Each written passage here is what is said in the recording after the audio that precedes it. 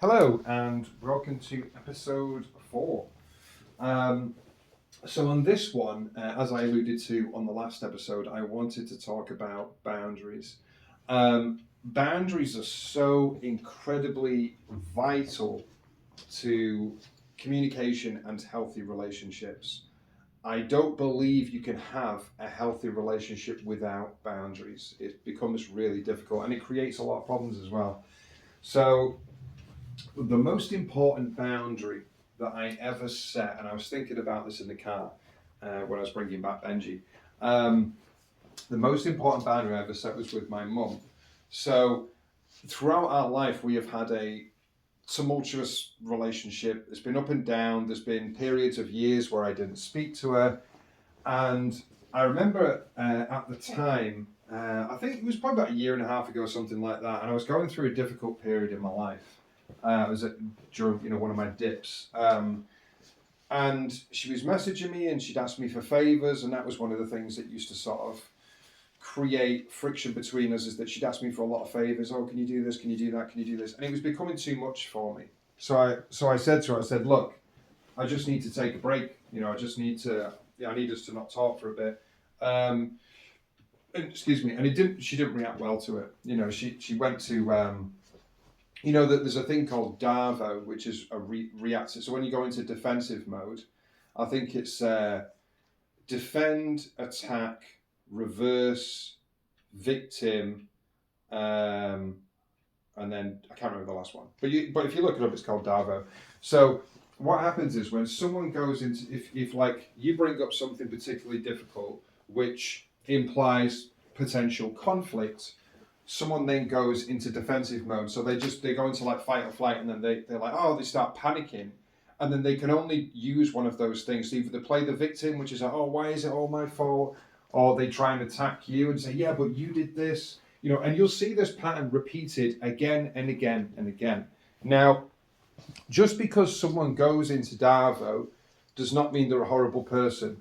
What it means is that they've started to panic because they think that they're in danger, So then that's why. So in order to get out of the danger, they'll use one of those techniques to take the spotlight away from them. So in this particular instance, she went into victim mode, and the thing is, people switch around. If victim mode doesn't work, they'll go into offense. If offense doesn't work, So she was saying about, oh, why are you always making me out to be an evil person? Like I'm the worst mum in the world. And I said to her, not at any point in my entire life have I ever said you're an evil person or that you're the worst mum in the world. And I counted it, and I said, I believe that you did the best job that you could, and I've said that, and I don't blame you, and I'm not bitter about it. Oh, but why is it all of a sudden, you don't want to talk to me and all that sort of thing. And I had to explain to her, because this is a woman, she's 20 years older than me. She had me when she was quite young, though. Sorry, she's 18 years older than me, technically. And she was pregnant with me when she was 17, so she's very young when she had me, right? And she's never known boundaries. So I had to explain to her, and I said, look, in order to build trust, I said, look, I'm just not in a position right now where I can do this back and forth between us. But I said, look, I'm going to set a boundary, and if you respect it, I'm going to get back in contact with you, when I feel more myself, when I feel like I've got I've pulled myself together a little bit, right? And I said to her, wait for me to message you. Don't message me, right? And I said, and I need you to respect this boundary, because I've never set a boundary with before. And that's one of the problems. Like I said, it caused friction between us. But now it's like, I know what boundaries are. I've set boundaries with other people. I was like, but my mum's the dragon. Like, she's the, because the hardest relationships that you have in your life are going to be your family members. It's like, you want to be all like, all zen around, strangers or whatever. Like, it's easy to a certain degree. But the people that have known you their entire life, there's a lot of baggage that comes with that. So setting a boundary with them is one of the most difficult things that you can do, because that you especially when you've never set one before. They're like, oh, what are you talking about? You never asked me this before. It's like, no, I know I didn't, but I'm doing it now. So you have to be firm in it as well. And I said to her, look, Don't message me. Wait till I message you. And if you respect that boundary, then we'll have a relationship going forward. But if you can't, then it's done. I can't speak to you. Then I'll have to cut off contact, meaning I'll have to block you. I'll have to, I'll have to impose my own restrictions then. But I said to her, I don't want to do that. I don't want to have to block you to force you not to contact me. I want you to just respect what I'm asking of you, And I asked her to do that.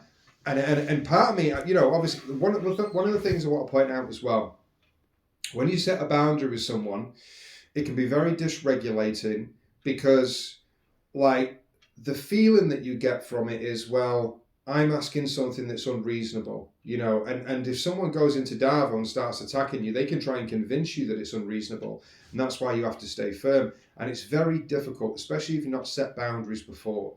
You're like, maybe what I am asking is unreasonable. And it's like, it's not unreasonable to prioritize your own well-being, to prioritize your own mental health. That's not unreasonable. When you explain, look, and the thing is, you don't have to explain boundaries, because when you say no, no means no. So you don't have to explain it.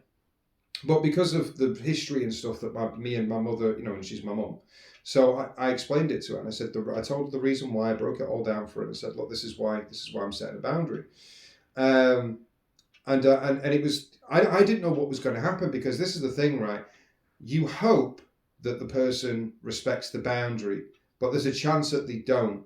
And if they don't, then you have to enforce consequences. So it's like, I don't want to have to cut you off. I don't want to have to block you.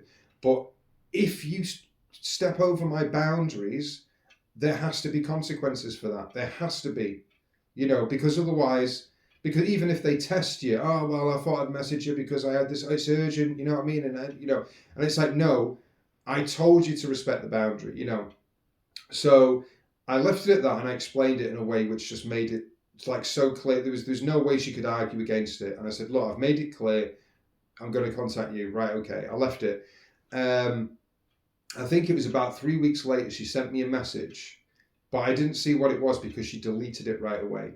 Or maybe not right away. Maybe she thought, because it was at night, you see, and she used to do this where she messaged me like 1 o'clock, 2 o'clock at night, asking me for something. I'm like, I'm in bed. I'm asleep. What are you doing? Not always asleep, but sometimes I am, and that time I was.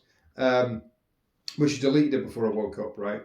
But that was the only time, and then she left it. She didn't contact me for like 5 months, and I was like, oh, she's actually respected the boundary. And this is the thing, you see, is like, we've had like throughout the years, like our relationship, like I mentioned on the last episode, I left home when I was 12. And she's always made poor decisions, and she lies all the time, and but it's part of survival. But she had horrible boyfriends, some of them like domestic abuse, they weren't great father figures, let's just put it that way.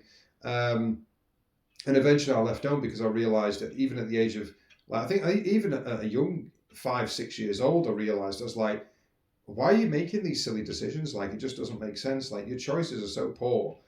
She forgets loads of things, and, like makes things hard for herself, I mean, which is what happens in survival mode. But obviously I didn't know that back then. As a kid, you don't know that. I'm just living the life that I'm living, and my mum's traveling all over the place, moving schools every like 8 months, 9 months. Like, why am I doing this? Like, there's no stability, there's no consistency, and as a kid, by the time I reached the age of 10, I was like, I've had enough. Like, I can see it. Like, the last straw was when I moved from Manchester. She moved down to Cornwall into a women's refuge. Now, obviously, there were reasons for that. You know what I mean? She was fleeing her boyfriend at the time, who was domestically abusing her. But I was down in Cornwall for about a year, and towards the end, I was getting really bullied in school. I really didn't like it. There wasn't much to do in the place. It was just sandy beaches and a few arcades. And I just didn't like it. And eventually I was like, no, I'm off. Like, I'm going back to Manchester. And she's like, oh, she didn't take me seriously, but I was like, I've got the money, and I was pretty independent as well at that age. And I used to get the train to school every day. I was like, I can get on the train and you can't stop me, because as soon as I go outside that door, I'm off. So eventually I moved back to Manchester, and I went to live with my granddad. And we've had a shaky relationship ever since then, basically. And it's been up and down. It's been all over the place. And she still makes poor decisions. But the thing is I just don't. I'm not a child anymore. You know what I mean? Like there comes a certain age, or a certain not even a certain age, because I don't think that's fair. When you reach a certain level of maturity, you realize that, you know, what I said to myself is like, I'm in my 30s now. I can't blame my mum for who I am anymore. I can't keep passing the blame off and say, well, it's not my fault because my parents were, you know, my childhood was this. Because eventually I have to take accountability and say, I need to take accountability for my own mental health, and I need to, you know, I go to therapy. I need to work on myself. I need to try and improve myself, you know. And if I'm constantly blaming my parents, it's always going to be my excuse as a reason not to do that. So eventually I had to say, I have to stop blaming my mum for everything, like, you know, and I did, you know, then gradually, obviously, it's not like, again, nothing's like instant, but the relationship I have now with her is okay. Like, we sort of update each other once a month. We're not super close, and I don't think we're ever going to be, because she is still stuck in survival mode, and there's a minimal amount of like sort of things that you can talk about when someone's just stuck in survival mode, because a lot of the conversation becomes, well, you know, I was ill last week, and then this happened to me, and then that happened to me, and, you know, life's hard in survival. It's basically a constant cycle of suffering. So a lot of what we talk about, a lot of the time, she reverts back to her own suffering, because that's what happens when you're in survival mode all the time. You're always in pain, you're always suffering. But yeah, we still, like I said, we still talk about once a month now. Probably the healthiest relationship that we've had. And she learned boundaries, like, you know, and she's been different since then. I spoke to, after about 5-6 months, I started speaking to her again. Because once I realized that she could respect the boundary, then that created the safety for me. Because the issue was safety, because it was like, look, I can't have you trying to call me at 2 a.m. in the morning. I'm trying to live my life. Like, I'm trying to like look after myself. Like, you know, you dysregulated me. You know, you cause it, like, I'm worrying about things. I'm worrying, oh, what's going on? Like, you know, and I don't want to do that. I shouldn't have to worry at 2 o'clock in the morning that you're going to call me and panicking with an emergency. And like I said, to be fair to her, she did learn. She learned the boundary. There was another time where I set a boundary. I had a friend of mine, Kennedy, and we knew each other for about a year. But this was at a time when I was smoking weed and I was going out drinking, and we did a lot of social events together. And I actually met him at a social event, a singles night, a meetup.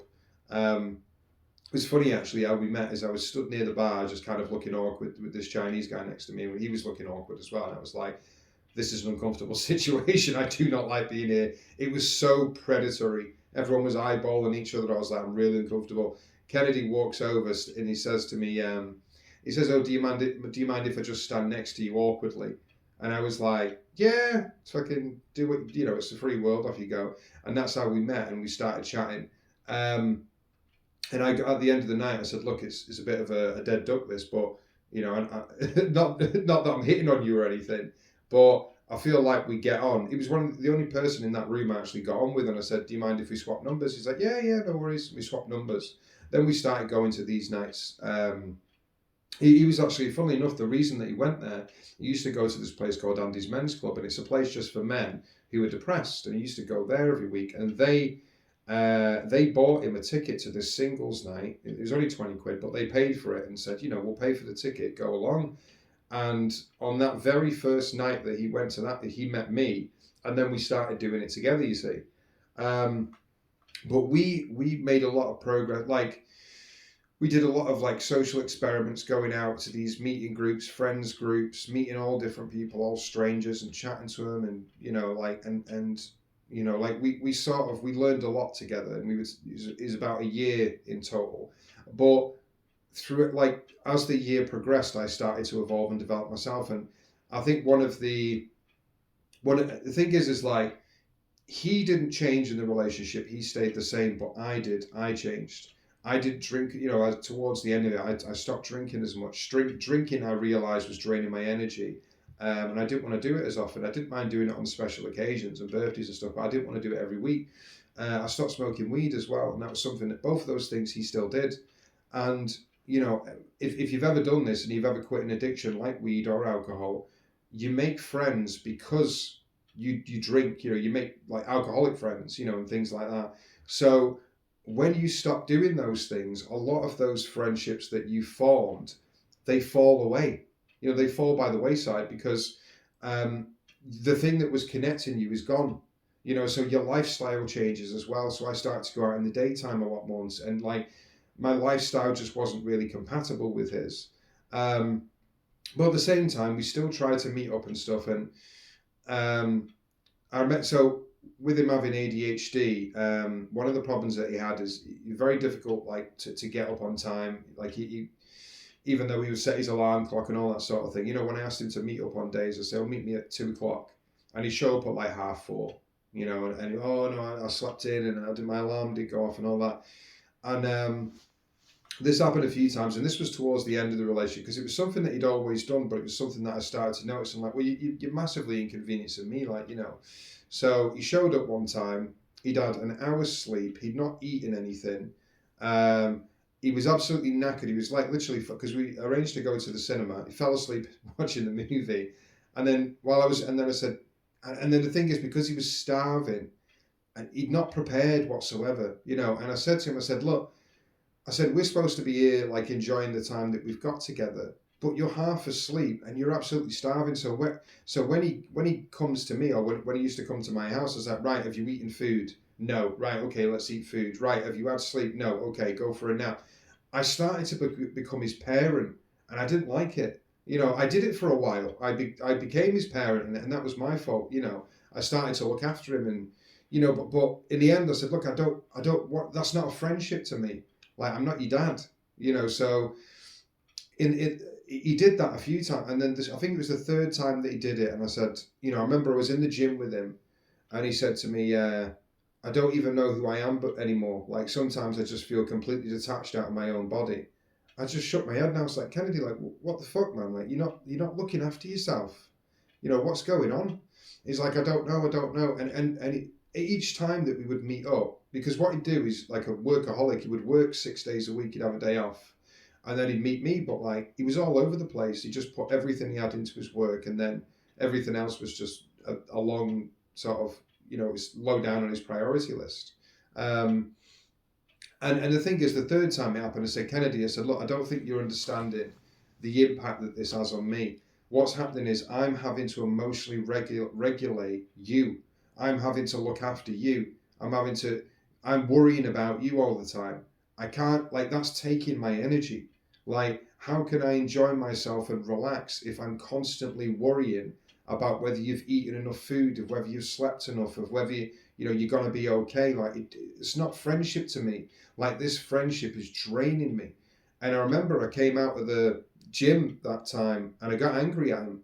And I ranted at him a bit, like, not like super angry, but it was like a passionate kind of, like, what are you doing? Like, you're in the gym, we're supposed to be having a laugh, and you just like, you're not even there. Like, your head's off in the clouds, and like, and I'm having to try and, because he's relying on me to ground him, and I'm like, I can't keep doing this for you, because this is draining the crap out of me, and I told him that, and then it was a week later. And we were scheduled to go to Camp Wildfire, which is this amazing festival. A lot of neurodivergent people there as well. It's just outside of London. It's like a big festival, and there's like games and stuff. Like, you can play, like, there's like archery and like squash and do you call it dodgeball, pottery making, like all these different activities that you can do. And I invited him. I said, look, you're gonna love this, Kennedy. You're gonna love this festival, right? And we drove down. Kennedy, I said, "Oh, we'll give you a lift." Like, it's me, my stepbrother David, Kennedy, and we're meeting Nathan. And we drove down, the three of us. We met Nathan there, and for the first 10 minutes, so we set up the tent and everything, and that was okay. And then after we set up the tent, we went to get some food, right? And he sat there. I'm not joking. He's just scrolling on his phone. I'm like, Kennedy, what are you doing? He's like, oh, I'm just looking at something. He's just scrolling. Not even there, like, mentally not even there. And me and Nathan and David were like laughing and joking. I'm like, and I keep trying to bring him into the conversation, but he's just, yeah. And he's just not there, right? And then we finish eating food, And he says, oh, I'm just going to have a walk about. So, oh, yeah, no worries. Yeah, he said, well, when you want to meet us, either text me or I said, and then I said, we'll probably be over by where the benches are over there. And he's like, oh, right, okay, yeah, no worries. Then he runs off. We don't see him again for hours and hours and hours, you know. And then he comes over and he's like, oh, yeah, it's really good, this and that, oh, it's really good. And then starts scrolling again, and then he just floats off 5 minutes later. I'm not joking, right? Throughout the entire festival, it's Friday, Saturday, and Sunday. Throughout the entire festival, we probably see him for a total of like 40 minutes, and it's like at 3, 4, 5 minute intervals where he just comes in and then he disappears again. And he's constantly moving from person to person to person. He'll speak to someone and chat to him and get to know him a little bit. And then as soon as he loses interest, says, right, bye, and he just goes on to the next person. He's constantly chasing dopamine. Like, it's so bad. And I'm like, what's going on? Like, you know, and I remember Nathan got up and did a song, and we told him about it, that he was going to get up in the talent contest. And he wasn't around for it, you know.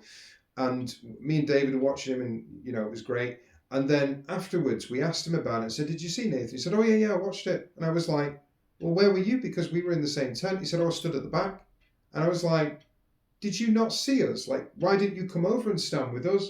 He said, oh, it was too crowded. I didn't want to come over, you know, because it would have been, you know, I was just like, why would you stand in the same tent as us, but not come over and like stand? Like, it just didn't make sense to me. And it was like, apparently he had to leave the festival early on the Sunday, because usually he'd leave on the Monday morning. He had to leave on the Sunday to go back to work because he'd not sorted that out. And I was like, oh, fuck's sake, like, what are you doing?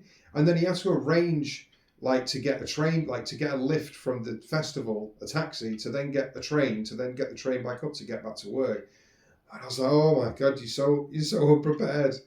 And so he went back on the Sunday, and it was one of them where I didn't even really get to say goodbye to him, so he didn't really tell me when he was leaving, but I did see him earlier in the day, you know, but like, I don't know, it was really weird, like he just wasn't there mentally, you know what I mean? And after the festival, I was just like, and even Nathan was like, he said to me, he said, it's a little bit rude, like, where he just, I remember that there was a moment when I was chatting to him, it was in the morning, he came over to us, and I said, oh, what activities are you doing today? Like, maybe you can do some of the ones we can do. He said, oh, I've not really decided yet, you know. And then I was explaining to him, oh, we're going to do dodgeball at 2 o'clock. And I'm talking to him, and he's looking past me, right? And there's a girl sat on the bench, and he shouts over to the girl, and he says, oh, are you on your own? Do you want some company? And she said, oh, yeah, all right then. And then he stood there, and he's just waiting to go. And I'm just looking at him like, you realise I'm talking to you. You know, like, and then he just says, oh, right, okay, yeah, I'm going to go chat to her. And I'm like, all right, go on then. And then he's just, I'm not getting angry about it. He just walks off and he starts chatting to this girl. And I'm just like, what the fuck? You know what I mean? Like, and even Nathan said afterwards, he said, it's a little bit rude. Like, you brought him down in the car, you paid for his ticket, and then he's there for like 2 minutes, then he's gone. Like, you don't, like, if it was, I'm not bothered with him socialising with people. It's like great, because it's one of those festivals where it's great to socialise with other people, but come back and just sit with us for half an hour and chat for a bit and then leave. You know, don't just. He's like a buzzy bee that was just whizzing by everywhere. Like, maybe, like, now that I've got a dog that, you know, aboard the collies, he was overstimulated. He was way overstimulated. I can see it because I've got a dog who's overstimulated. He was way overstimulated, and he just couldn't slow down. And the thing is, you remember I said about the boundary, I set with him and said, you know, when he was showing up, I said I got angry at the gym and I set a boundary with him. I think it was the week before. And I said to him, I said, look, right, I would rather, like, you have a couple of days off from work or whatever, I would rather you take the extra day and feed yourself and sleep properly and then meet me the day after. Or if you can't do that, then don't meet me. I don't want you to show up in this dysregulated state. Like, because I can't do it anymore. So don't show up when you're in this condition. Just message me, right? It's okay. Just message me and say, look, Wayne, I'm sorry, but I've not been able to sleep and I need some food. Do you mind if I reschedule? No problem. No problem whatsoever. I'll accept that. That's great, because then you're not meeting up with me and draining all my energy, and then I've got to be your parent. I don't mind that. And I told him that. I said, I don't mind, honestly. Like, I can meet you another time. I'd rather meet you when you're well enough, when you know, when you're in the, you have the capacity to meet with me and for you to enjoy yourself. I don't want to meet with you when you're half dead or when you, well, fucking 95% dead, I would say. You know, I don't want to do that. So, and I explained that to him. And the next week he did the exact same thing and he ignored the boundary, you know, and then he Camp Wildfire, he acted like that. And I was just like, because in the end, and I'd set boundaries with people before, and like I said, with my mum and with a few other people, and it's like, look, and Ruth said to me, she said, there's got to be consequences. Why is it you can set a boundary with me or with someone else, and we don't get away with it, but he does? Why are you letting it slide with him? And it's because I used to meet with him every week and we were so close, and, you know, like he's probably, at one point, he was the closest person to me. I used to see him more often than anyone. So I give him leeway, hoping that he would learn the lesson, but he didn't. You know, and it took me a few weeks, and Camp Wildfire was like the nail in the coffin. And I remember, and I learned a really important lesson in this actually when it comes to boundaries. So I remember after the festival, and I didn't feel right. I was like, this is. I had all this stuff in my head, and like, right, I've got to speak to him. I've got to speak to him, and I messaged him when he was in work, and I said, look, I need to speak to you. Just a couple of days after the festival. I could feel it hanging in the air, you know what I mean? And I messaged him. I said, can we talk? And he said, I've got half an hour at my dinner. I said, no, not for half an hour at your dinner. I need longer. Can I speak to you after work? And he said, all right, okay, no worries. So I spoke to him after work, and he was traveling back, and he was on the bus and that. And I explained to him, and I said, look, and this is the thing, it was not a bitter conversation. It was not an angry conversation, because by that point, I'd already made my mind up. So I spoke to him literally with like pure love. And I said to him, I said, Kennedy, I said, this last year has been amazing. We've had all these different experiences, and we've gone through loads together. You know what I mean? I've learned a lot. We've spoke to all different types of people. And I said, you know, I've been really, really proud to watch your journey, to be able to witness your journey. And I said, Camp Wildfire, I explained it from my side. And I said, look, this is how I saw it, and this is how you were. And he apologized, and he said, I didn't realize, like, you know, I didn't think, you know, and now he said, now that I see it from your point of view, I feel like a proper dick, you know. And I said to him, I said, Kennedy, I said, look, I said, this is my perspective, right? You're only 26 years old, you know what I mean? He was young, you know, and I'm approaching 40. And I said, look, you're still young, right? And you're still figuring yourself out. And he was a people pleaser, you know. And I said to him, I said, look, you're still figuring out who you are away from other people. I'm further along the journey. I already know who I am. Like, I would never abandon my friends like that and just go, you know, on a whim. I would never do that. If I went and chatted to different people, I would always come back at some point and sit down with them and spend time with them. And then, so do you mind if I go away and chat to? No, it's great. I would always be conscious of my friends, you know what I mean? I would, and if they needed me, I would be there, you know what I mean? So based on my own, I would never do, based on my principles, what he did, you know. So I realized then we're quite different as people. And I said to him, I said, Kennedy, look, right, we're just going down different paths. And I said, look, and it sounds a bit like a breakup message. It was in a way, but I said, look, it's not that you've changed, it's that I've changed so much. I don't drink anymore. I don't smoke weed anymore. I've changed a lot, and you're still figuring stuff out, right? And I said, our paths are diverging, and it's getting to the point where they're diverging so much that to try and hold on to the friendship, I know for a fact we would just distance until we blank each other or ghost each other. I don't want that. And I said, look, this conversation, I'm saying goodbye to you now, because I don't want us to just drift apart, because I feel like it would be disrespectful to the relationship and everything that we've gone through to just let us drift apart. I want to say goodbye now, and I want to say that I'm proud of you and I believe in you, and I think you're going to be, and you are an amazing human being, and I think you'll keep developing and you'll work out your principles. I said, look, you've been through a lot, you know, but I think that you will overcome it. You're an incredibly intelligent person. He could speak 11, 12 languages, like, you know what I mean? Like, he was academically really intelligent, but he still needed to sort of work out his own identity. And like I said, one of the I've met some amazing human beings in my life. I've been lucky enough to meet some amazing human beings, and he was one of them. and I said goodbye to him. And I even cried on the phone, like, you know, I even, you know, because it was bittersweet. You know what I mean? Like I thought, I honestly thought he would be someone who I knew for the rest of my life, but it wasn't like that. Like I knew him for near enough a year exactly, and then, you know, like I said, I moved off in this different direction, and he kind of stayed where he was, you know, and there was nothing either of us could do. And he already knew that we were drifting. He could already sense it. He knew it, like, you know. And he said his words back to me, you know, and he said some nice things about me, and you know, he thanked me for everything that I'd done for him, and all the lessons and stuff like that, you know, all the things that we've been through. But yeah, we parted ways, but it was on a good note. And at the end of it, I said, you know, just so you know, Kennedy, I love you, and you know, I wish you nothing but the best, you know. And he said the same. And and the reason that I wanted to tell you that story is because just because you're going in, you're going down two different paths, it doesn't mean it has to end in an angry way. And that relationship between me and Kennedy was the first time ever that I'd got to say a proper goodbye to someone, even though the relationship was falling apart. Because a lot of the time, what happens is the relationship starts falling apart, and then like it creates problems, it creates friction, and it becomes bitter. And you know, even if I remain calm, the bitterness still comes from the other side, and I've never been able to end it that way, you know. And I was really happy that we did, because I felt like, you know, if it was a story and that was the last chapter of that story, which it more than likely is, we ended it on such a nice note. You know, I mean, we concluded the story. And I said to him, I said, Kennedy, I'm not going to block you.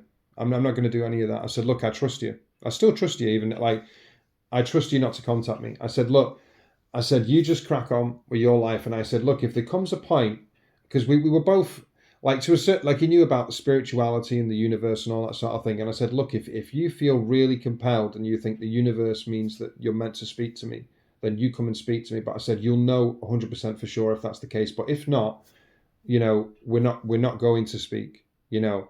And I left it up to him. And I said, look, I trust you to respect my wishes. You know what boundaries. And up until that point, you know, it's funny, up until that point, he never respected my boundaries, but he did with that one. It was the first time he ever respected my boundaries, where he was like, okay, and he didn't message me, you know, and he left it there. You know, and that in itself is probably a lesson as well, you know what I mean? So that was me setting a boundary with him, and that was me, and it was a very difficult one as well, because it was the end of a friendship. And that's the difficulty with setting boundaries, is that it could be the end, you know. And I think that's why it's so difficult to set boundaries, because it's like what you're saying is, you're saying to someone, look, I'm going to lay down a barrier here and you can't cross it, or I'm going to draw a line and you can't cross that line. And if you cross that line, the friendship could be over. You're risking the entire friendship on it. That's the thing. But the great thing about boundaries is, if someone really cares about you and they understand how important it is to you, this boundary, then they will respect it. If someone doesn't care about you, if they are self-serving, if they think, well, I want what I want and I don't care what you want, so if you say don't do something, I don't care about what you say, I'm going to do it anyway. That's why boundaries are great, right? That's why boundaries are amazing, because if you meet someone and they're, you know, when you talk about love bombing, you know, and people who, when you first meet them, they put in all this effort, right? But it's performative. It's not who they really are.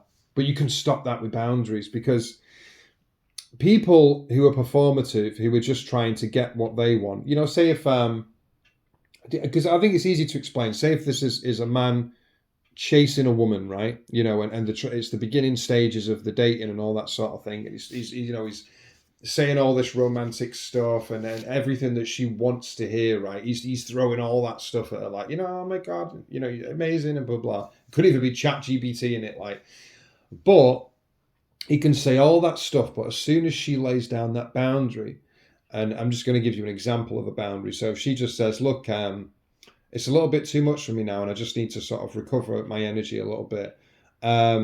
If you don't mind, I would like you to stop messaging me, but it's not going to be forever. Can you just wait until I message you? lay that boundary down and then see if they can respect it, right?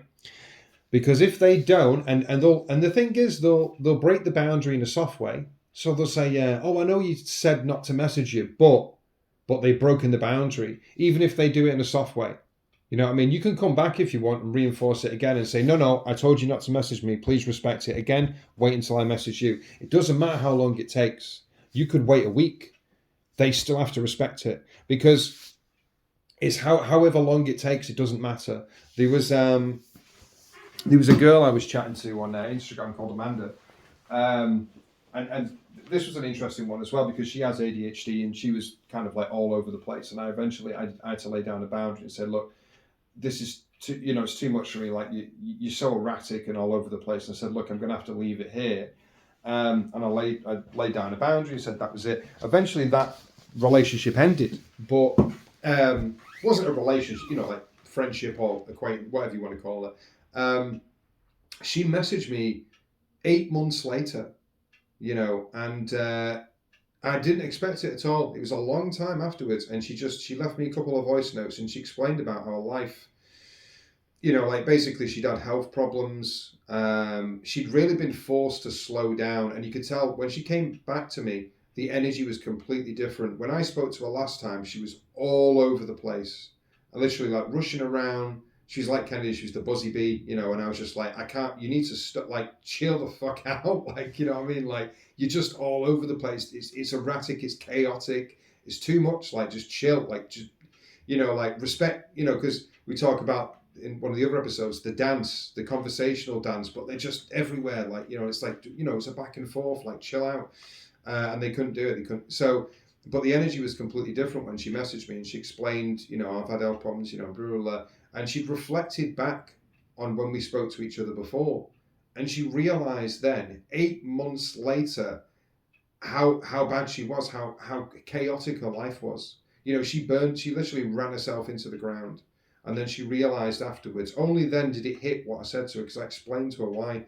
And it hit 8 months after. So when I talk about boundaries, like, if we set a boundary with someone and then we say, look, you wait for me, the other person isn't in control. And that's the difference, right? Because they have to relinquish control.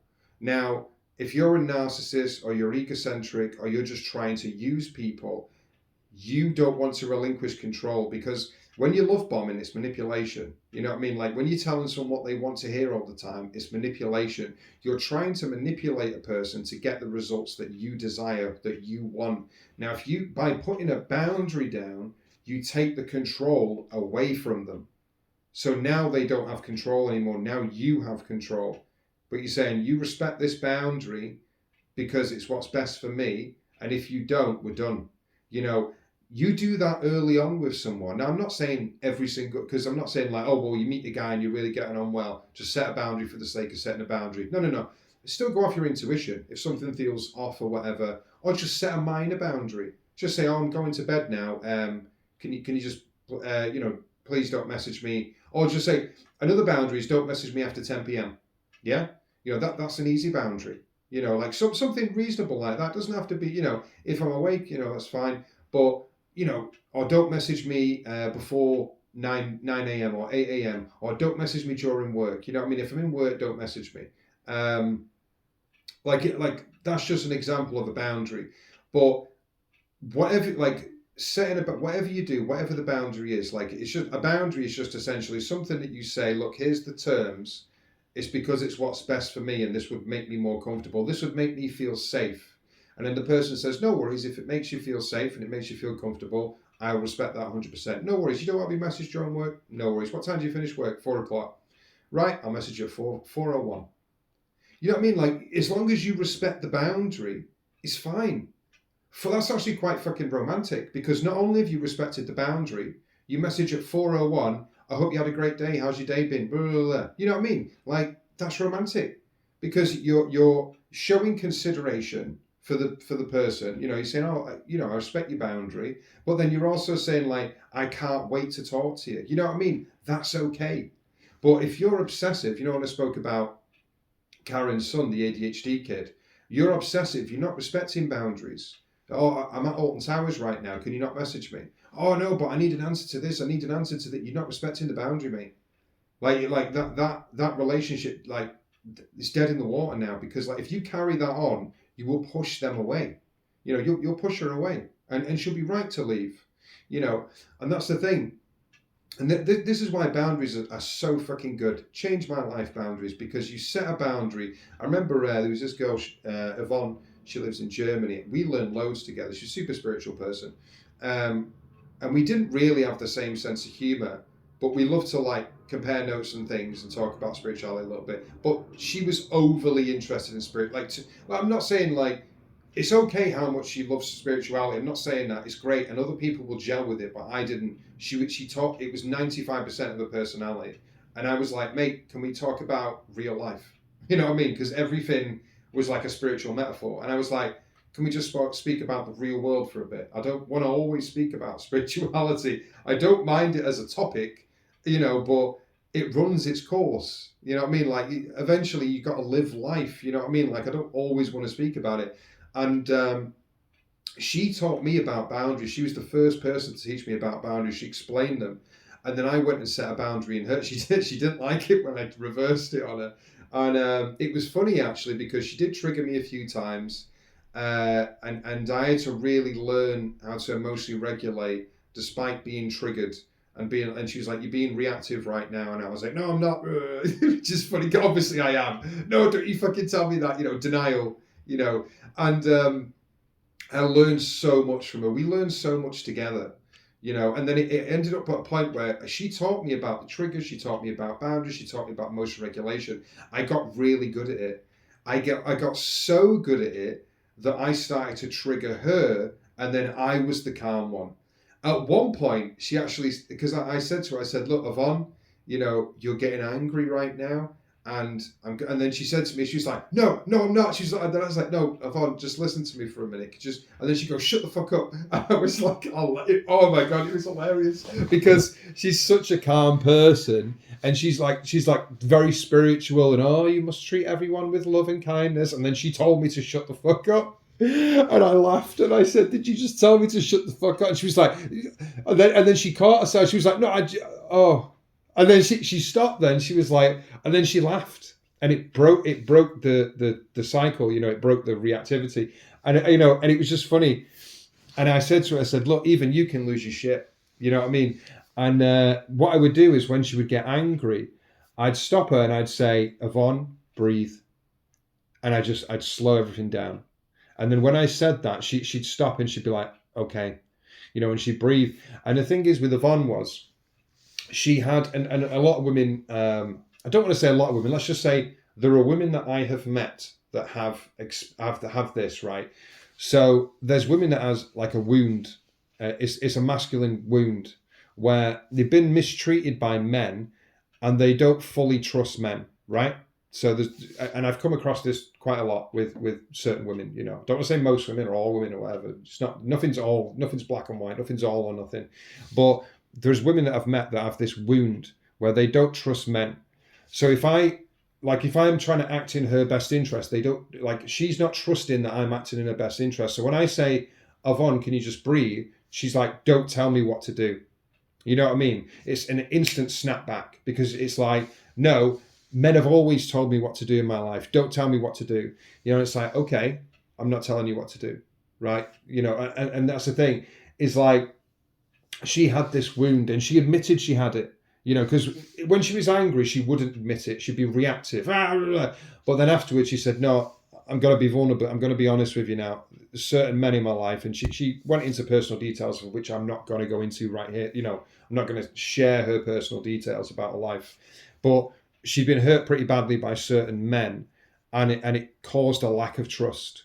And I was the first guy that came along, platonically, not relationship-wise, because we were always friends. It was never the relationship-y thing, that stuck around, because she said, because she was quite a lonely person, you know, because she said I trigger a lot of people because of you know, the boundaries and all that. She said I trigger a lot of people and no one ever sticks around. They always leave. They always say, oh, you know, because I'm too calm for them. I'm too, like, I want healthy relationships around me, and everyone always runs away from me. And I was the first one to stick around. And I was like, I'm not running anywhere. Whatever, because I took it as lessons. I was like, I love talking to you because you trigger me and then teach me how to deal. It's amazing. She was an amazing teacher. You know what I mean? Like, just like, she taught me so much. I really grew up a lot when I spoke to her. But I grew up so much, and it was funny. It was like with Kennedy. I grew up so much that I ended up being her teacher, and she couldn't handle that. You know what I mean? Like, it was too much for her. She's like, why can't things just not be a lesson? And I said, Yvonne, this is exactly how I felt at the beginning when I started talking to you, because there was so many lessons, I was getting triggered. But as soon as she would get angry, I would catch it right away, be like, bam. It's like, Yvonne, you're getting frustrated. And I broke it down for her. I said, why are you getting frustrated? Because you're not acting the way I want you to do. And I said, okay, what you're doing is you're placing expectations on what I'm going to do. But as you know, we have to accept each other as we are. Meet people where they're at, not where you want them to be. You're expecting me to act in a certain way, and because I'm not, you're getting frustrated. But you're not frustrated at me, you're frustrated at yourself. If you don't place those expectations on me, like, I'm free to say and do as I want. So if I don't act the way you want me to, it's like, accept me as I am, not as you want me to be. That frustrated the fuck out of her, let me tell you. Because what I'm doing, I'm mirroring back the lesson she gave to me. But because no one's ever stuck around long enough to be able, like, she's never had a really good student. You know what I mean? And then when the lessons are reflected back, she's held accountable by her own morality, by her own rule structure. You know what I mean? And it was really difficult for her.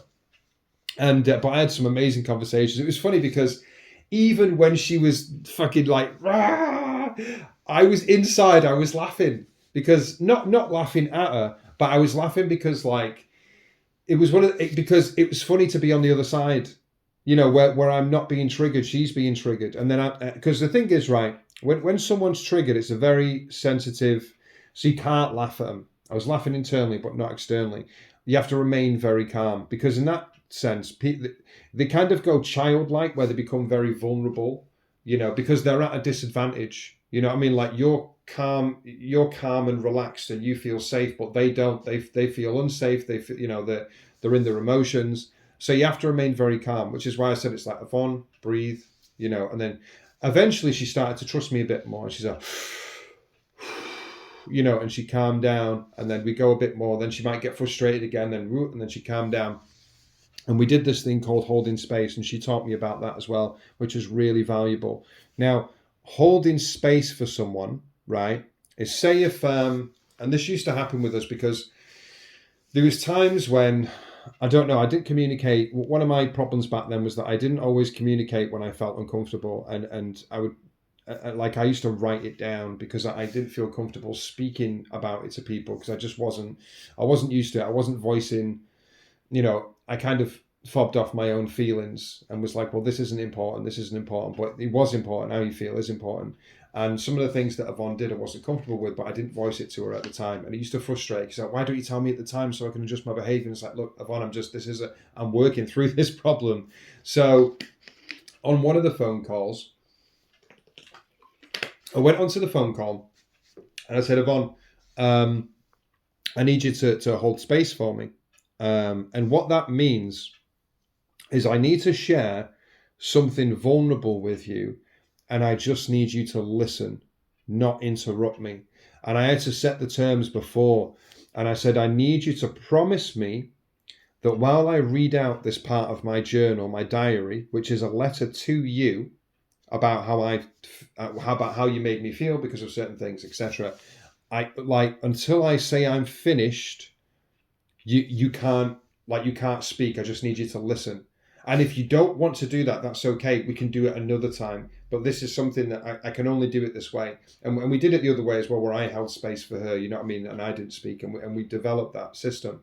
And she said, I don't think I can hold space right now because I'm a bit stressed out. I said, yeah, no worries. You know, just let me know when you can.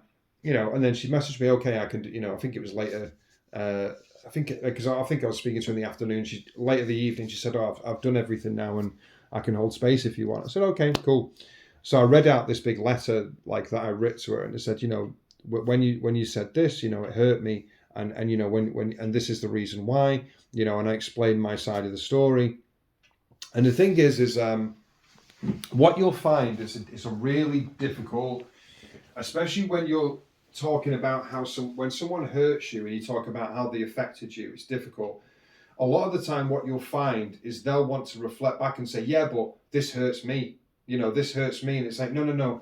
Because in that moment, the focus is purely on you. And you say, look, don't make it about you. Because because the thing is, then it becomes, you did this and you did that and I did this and you did, then it becomes like a shouting match. You don't want that.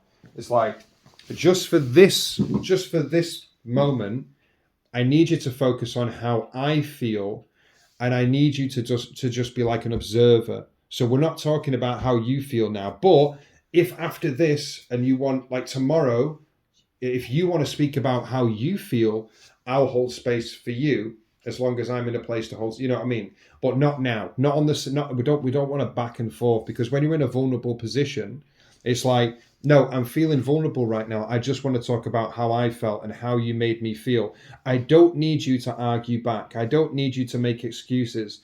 I just need you to listen and acknowledge. You don't even have to apologize. You just have to acknowledge how I feel and why I felt that way. You know what I mean? So trying to argue back and saying, yeah, but I didn't mean that. It's like, no. That's why we have the space, you see, because otherwise they're going to try and defend themselves and go into Darvo. And it's like, I don't want that. I'm too vulnerable right now. I can't take that. I just need to explain how I feel. And then I just need you to acknowledge it. And that's it. It's like, okay. And we did that. And there's a few little bumps in the road, because after it, she said to me, at the end of it, she said, I basically waited for my prompt, because it's a boundary, isn't it? Again, there's boundaries within the space. So it said, look, you have to wait till so I told her I'm finished. She said, am I okay to speak now? Yeah. And then she started to defend herself. And I said, no, and then I had to stop her again and say, no, hold on a minute. Because like what was happening was, then she was trying to be like, no, this is not what happened. This is not what, and I said, no, stop. And I had to dial it back again a little bit.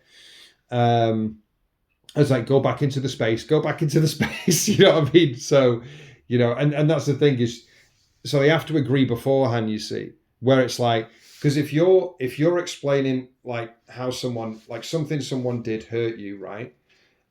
When the reason that you say to them, can you hold space, is because they're going to take it personally, you know what I mean? Like they're going to be like, oh, well, I didn't mean that, but you can't, right? So it's like, if someone said to me, look, can you just sit and listen for a minute? Okay, right. Something you did the other day hurt me.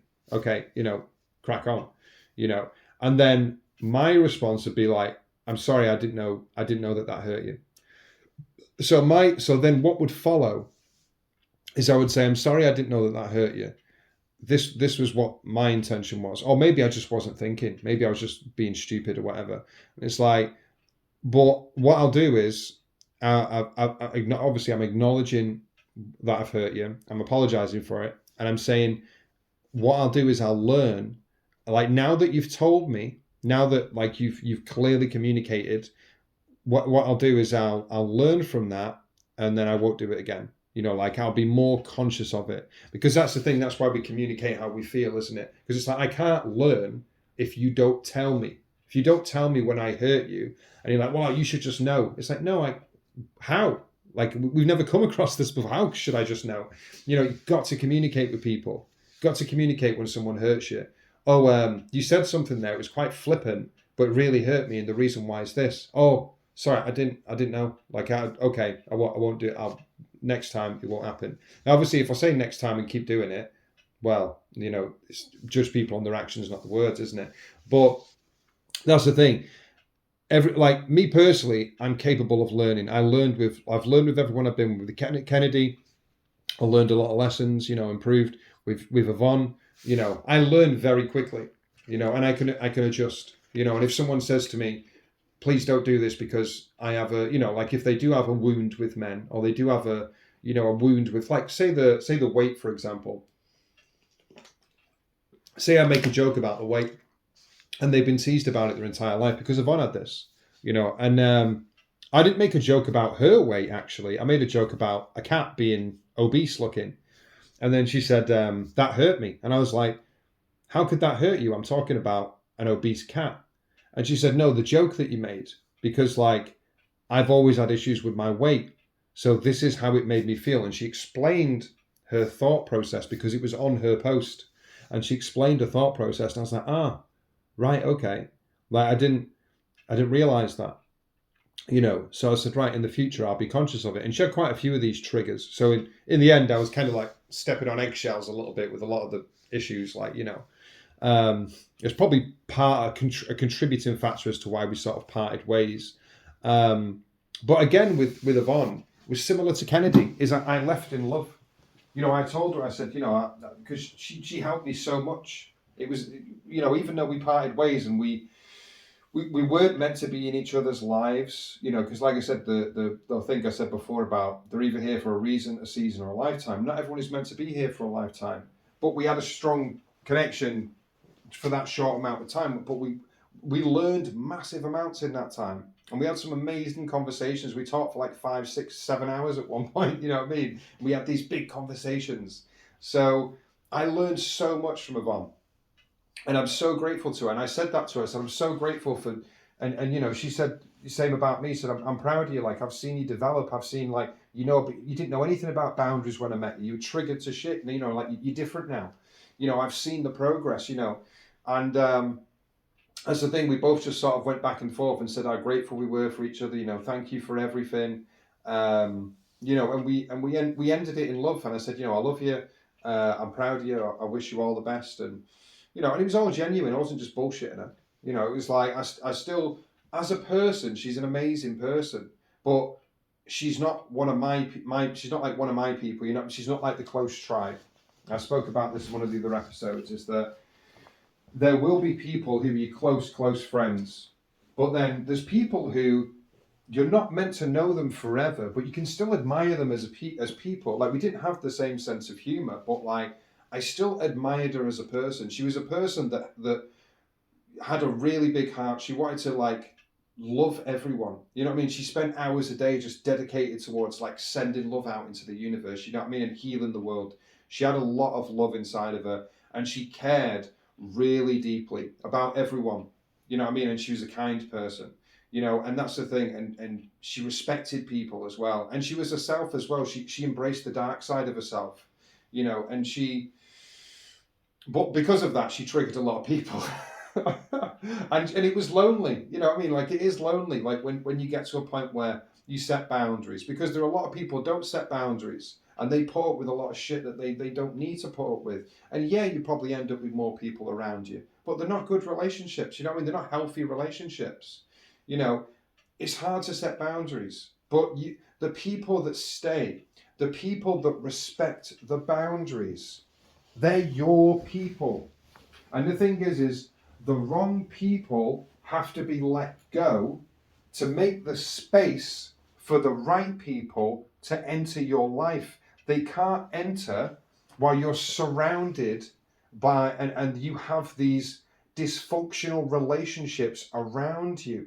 They can't survive. If they come into that environment, you're putting them in danger, because you're surrounded by people that don't know what boundaries are, that overstep them constantly. That they're not going to feel safe with those people. So the universe won't send those people into your life, because it's like, hold on, you have to either set some boundaries and evolve these current relationships you've got, or you have to let them go. And sometimes you have to let all of them go. Like, I've had to let family members go, and I don't speak to them anymore, but some I do. Like I said with my mum, she evolved. She learned what boundary was. We built trust. Not everyone is going to do that, and you don't know who will. That's the thing. There's no guarantee. You can set a boundary, and someone you think who won't respect it does, and someone you think who will won't, and you lose that person, right? And that's the risk you take.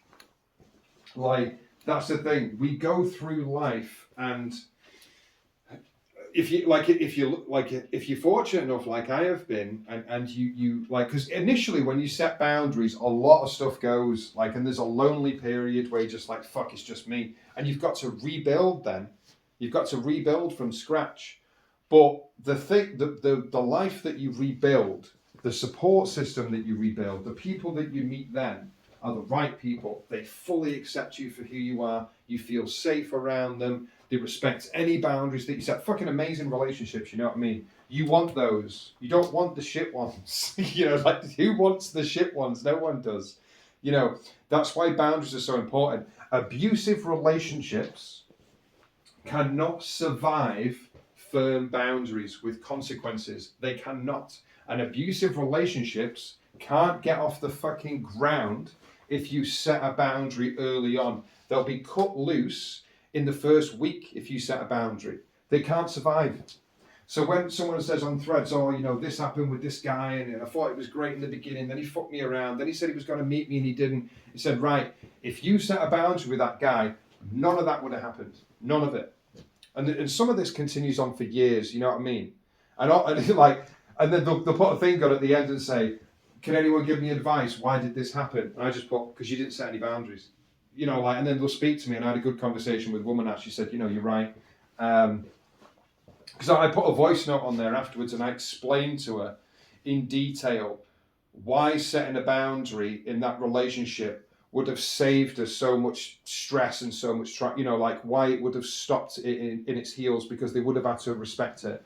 And that's, like I said before, the only people that are going to respect the boundary that you set are people that care about you, that put you first. You remember when one of the earlier episodes I spoke about freely giving energy, being in service to the other person. You're in service to the person opposite you, and they're in service to you. Which means if I say to them, look, this is affected, I'm being affected really badly here. Do you mind if you just don't message me after this time? Because I feel like it's something I need for me to feel okay. Now that person is in service to you. So you're saying, can you do this small thing for me, please? And you say, because it would help me to feel better. It would help me as a person. And they say, of course. That's not even a problem. That's easy. Don't want me to message after 10? Easy. Don't want me to message during work? Easy. I can respect boundaries. That's the thing. They're in service to you. Now, if they're in service to you, boundaries are easy. But if they just want to get something, if they just want, say if you're an attractive girl and they just want to have sex with you, don't care about you as a person, they can't respect boundaries. It's like, no, I'm here to get what I want. How dare you tell me what to do? You know, that stops dead in its tracks, like, you know. And this is the thing. If more people knew about and set boundaries, it would stop so much toxic behavior. So much. I'm not saying that guys won't still message women with inappropriate shit. I'm not saying that. But I'm saying the ones that try to manipulate in the beginning, and like I said, friendships where they're just using you, they're just draining you of your energy. You're just basically, you know, you're just like, oh, can you do this for me? Can you do that for me? You know, like toxic friendships. None of those would be allowed to exist with boundaries. And the thing is, and that's why we need them. Because the only reason these toxic friendships and toxic relationships are allowed to happen is because there are no consequences. Once you set a boundary, there's got to be consequences. And people can learn from that. You know what I mean? You know, I mentioned about Amanda. Long term, they can, even Kennedy, you can learn. You can learn from silence. Like sometimes words don't do shit, but actions do. And silence is an action. So if you cut off access, that is action, and it can be a lesson. You say, no, access is denied because you didn't follow the boundary. Oh, but everyone else, every other person I've dealt with, I've just stepped over the boundaries. I've just done whatever I wanted to do. No, not with me, you don't. I'm telling you no. And no means no, my friend. So fuck off. And that's the thing. Right, you can't tell me that it's not important for you to say no and for someone to respect it, because where does that go? If you have a person opposite you that can't even respect a simple thing like don't text me at work, if you say no, don't text me at work, and they don't respect that, what happens in extreme circumstances? What happens when you say no to sex? You know what I mean? Like what happens when you say no to something? Like you have to, no has to mean no. And it's not just women, it's men as well. Because we need safety. We need to be able to say no. That makes me uncomfortable, don't do it. I'm saying no. Oh, I'm going to keep doing it because it's funny. No. I told you no. Do not continue. Right, okay, fair enough. I can see you're serious. You've got to be, there's got to be a cut-off. You've got to have safety. You know what I mean? Like, we need this in relationships. In communities, it's the same. There's got to be boundaries. There's got to be respect. Otherwise, people won't feel safe. They won't feel safe to be themselves. So you've got to have boundaries. It's so important. And it can change your life. My relationships, like after I was able to set boundaries and I understood it, being able to hold space for someone, which a lot of the time only happens in extreme circumstance. A lot of the time the relationship slides and then something happens that can be quite impactful and you say, look, I need you to, but it's useful to have that in your locker, you know what I mean? Especially in a relationship, because relationships, when you're around someone quite often, and it's quite intimate and things like that, situations can arise when something hurts you, but you can't process it immediately. So then you have to come back to it and say, look, can you just listen for it? So it is useful in relationships. Not that I know because I'm on my own, but in theory. So yeah, boundaries, incredibly important. Like, I wanted to dedicate a whole episode to this because, like, I feel like it's the holy grail of healthy relationships. Like, if you're going for, especially as a neurodivergent person, because, we talked about energy, we talked about being drained by people around us. As I've said before many times, we are the super sensitive parts of people of society, parts in the cogs of the machine. We are the super sensitive people in society, which means we get drained quicker, which means we need boundaries, because our battery is like, it gets like it's like having a 3-year-old phone where your battery gets drained quick. You've got to remove all the apps and be like, and that's the thing. That's why a lot of the time we end up with we get surrounded with a narcissist, and like I said, narcissists can't survive boundaries because you say no. Can you just stop? Because you're monologuing. Oh, what do you mean? They get angry. Right? Okay, I'm leaving. That's it. And the thing is, you just say, I won't come back to the conversation until you calm. Because Ruth did this with a sister, and she was ranting, she was screaming at her down the phone. And she said to her, she said, look, I'm telling you now, either we discuss this calmly or we don't discuss it at all. And until you can come to me and discuss it calmly, we're not talking. And she couldn't do it. She couldn't respect the boundary. So they just didn't talk, But that was a relationship that was doomed to... And I said to her, way before that, months and months before, and she was talking about loyalty. And I said, Ruth, loyalty does not mean allowing yourself to be abused over and over again. That is not loyalty, that's stupidity. You have to be able to set a boundary with someone. You do not deserve to be abused again and again and again out of some misguided idea that we have to be loyal to the people we've known for years. You don't have to, because by doing that, by allowing it, by tolerating it, you are in part helping to create a toxic relationship. You are like, you can blame the other person, but like if you just set a boundary, that relationship wouldn't exist. So you still have to have accountability. And this is the thing, and I feel sympathy for anyone that goes through abuse. I've been through lots of different I've been through near enough everything there is to go through. Besides, women problems, like pregnancy, etc., and menopause and period pains, etc., anything to do with... Anyway, moving on. So I've been through a lot of stuff, a lot of abuse, a lot of, physical, emotional, sexual, been through all of it. And the thing is, so I feel sympathy. It's not to say I don't understand how hard that is to go through. Like, I do. But it doesn't have to continue. That is my point. Once you reach a certain level of maturity, once you get to a point where you're like, right, I choose me. I choose me now. Which means, I have self-respect, I have self-value. You know that old saying about we accept the love we think we deserve. So if we feel like shit about ourselves, we accept shit love, and it's not love. It's just that person gets what they want. That's it. Like, you're in a relationship where someone's just with you for looks. What happens when your looks fail? They go off and cheat, don't they? Because that's all you are to them. You're a puppet.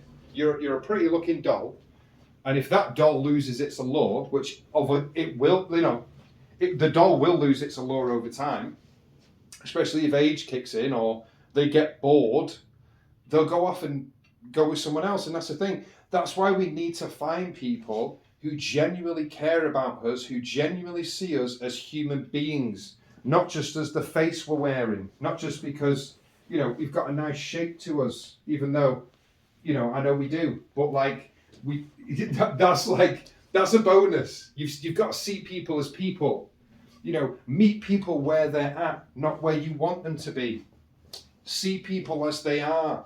Don't date potential. Potential doesn't, it's fucking, like you look at someone and think, oh, they could change. No, that's a mistake. No, you meet them where they're at. They've either put the work in or they haven't. If they're not where you're at when you meet them, don't think you can drag them up to your level. It doesn't work like that. Because what you're doing is you're dating a project. You're dating, you're basically, you're getting with someone to be able to work on them every day. And a lot of the time, that turns into the parent role. So, you have some relationships where it's like mother-son or father-daughter. Because, well, it's more the mother role. So you see this quite a lot with the mother role, where the girlfriend looks after him and fucking does his washing for him and does his dishes and fucking puts his clothes in the drawers. And, it's like looking after a child because it's a project. It's like, but that so-called potential that you saw is never going to materialize because you're doing everything for him that he should be doing himself. So, by wrapping him up in cotton wool, he can't grow. You're actually stifling him. Like the best thing to do would be like, look, you're not at the place where I sort of like, you're not the right person for me, basically. Like, you're not trying to work on someone and change them. There's no, the thing is, you can grow together. Like, I'm not saying that. I'm not saying you can't grow together. But to get with someone and then say, well, I don't really like them as they are now, but I could potentially change them. It's like, no. Because that's not acceptance. You have to accept someone for who they are. So accept everything that you are. If you grow, bonus. But I love you as you are now. Right now. You fall in love with a person as they are in this moment, not the potential future self who you don't know. Because if you think you can change someone into the person that you want them to, why? Go find the person you want. Why are you going to change that person? It doesn't make sense. Get rid of that person and move on. So don't fall in love with potential. It doesn't work. Meet people where they're at. And this is something that I discovered, and this is something that I've done, and I've put people on pedestals, and I've not seen people as human beings, and I've just been googie-eyed because they're just, oh my God, they're so pretty. But you don't see the human being underneath, and we're all guilty of it at some point. Whether it's with a celebrity or it's just someone you think, fucking hell, that is one beautiful looking man, he's like fucking Adonis, whatever. But, that's the thing, we're all guilty of it.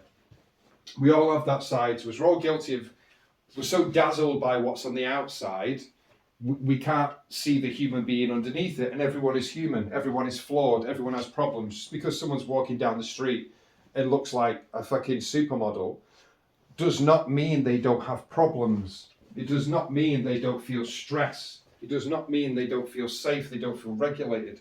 It's still a person. He, she is still a person. So, like I said, boundaries really important. Meeting people where they're at. It'll change your life, honestly, it will. It'll change your entire life. All your relationships in it. It's extremely difficult to do. I know it can get lonely because I've experienced that myself during the isolation period, because you do lose a lot of people. A lot of the time you end up losing, you could have a relationship for 20, 30 years, someone you knew from high school, you set boundaries with them and it just goes up in smoke, and that's a risk that you have to take, because in order to rebuild your social circle, in order to be like, right, let's wipe it clean.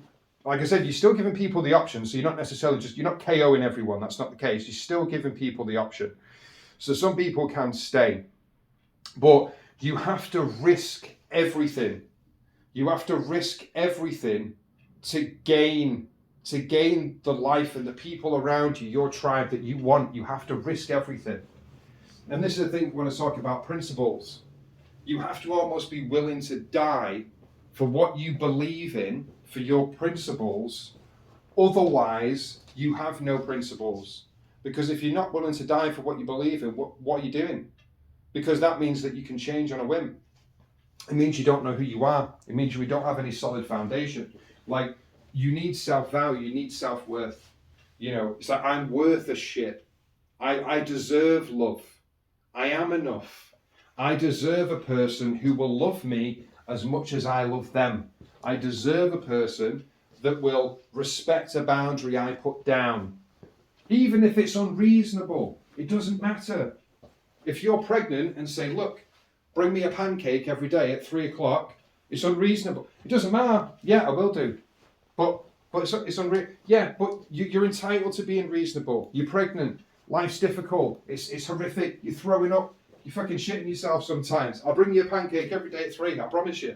You know, even if the boundary's unreasonable, like circumstance, you know what I mean? Like, if it's truly the best thing for you, you're not trying to manipulate a person. You're saying, this makes me uncomfortable. I struggle with it. It hurts me. You're not trying to manipulate them. You're not saying, well, I'm just going to get you to do what I want you to do. That's not what a boundary is. A boundary says, I really get triggered by this. It really hurts me. Can you respect this? Because then I'll feel safe. I'll feel, you know, like, that's what a boundary is. You don't use boundaries to manipulate people. That's not what it is. People get confused about what boundaries are. It's not. It's because it's the best for you. It's not based on, you know, you can't say, well, I set a boundary, you do whatever I want. No, you don't. That's not what a boundary is. You know, say, look, can you respect this and just not contact me, or can you not call me fat? Like, you know what I mean? Like, it's stuff like that. You know, it's just things that hurt me. You know what I mean? You know, things that make me feel unsafe. So, and there's loads of information out there on boundaries. You know, like if I've not explained it properly, what a healthy boundary is, I've explained it from my point of view. But there's loads of information out there that you can do on boundaries and research it. And yeah, I think it will really help you. And like I said, it is really difficult, and I know it is really difficult. But honestly, on the other side of that, you'll save yourself so much trauma and stress and fucking abuse. Because who wants that? You know what I mean? Who's got time for that? Why do we even put up with that? No one wants that. And that's what I want for everyone. That's what I want for you. That's what I want for me. I don't want us to have abusive relationships. I don't want us to be tolerating people who are nasty to us. I don't want us to have that. That's not my goal. And you know, I doubt it's yours. So, you know, yeah, I hope you learned something from this. Hopefully, excuse me. I hope that you enjoyed this particular episode. It was something that I really wanted to do. I threw a few stories in there about my life, my own personal life. Hopefully you enjoyed those as well. I really appreciate if you listen to this episode, the 4th episode. You've made it longer than I would have ever imagined. And yeah, I appreciate the fact that you just still listen to me, basically, and that you're still enjoying it. So yeah, I'm going to leave it there. That is episode 4. I've got no idea what to speak about in episode 5, so I'll just leave that one open. Who knows? I'm just going to wait, and hopefully the idea just gets planted into my brain and just drops in there from the sky. I'm like, oh, I'll speak about this. But currently I have no idea. So yeah, I hope you have a great day, a great week, a great life, if I never see you again. And yeah, I will speak to you next time.